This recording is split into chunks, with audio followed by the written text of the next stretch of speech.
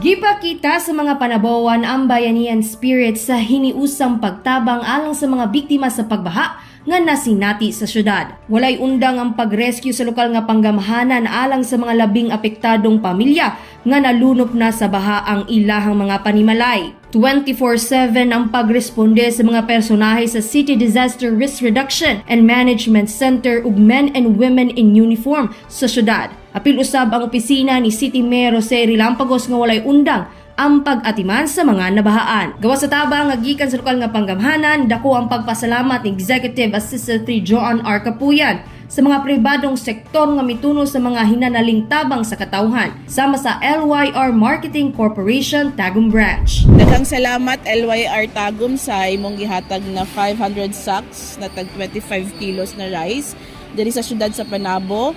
So ubay-ubay na atong matabangan ani ng mga flood victims. So kung isa atong gustong mo donate, open po ang CSWDO sa Panabo para mo cater sa inyong mga tabang.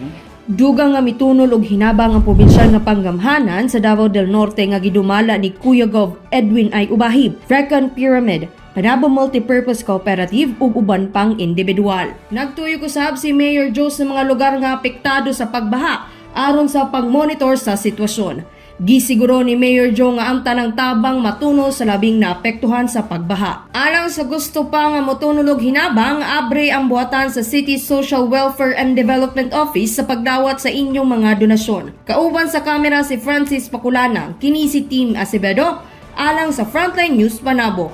Importante inform.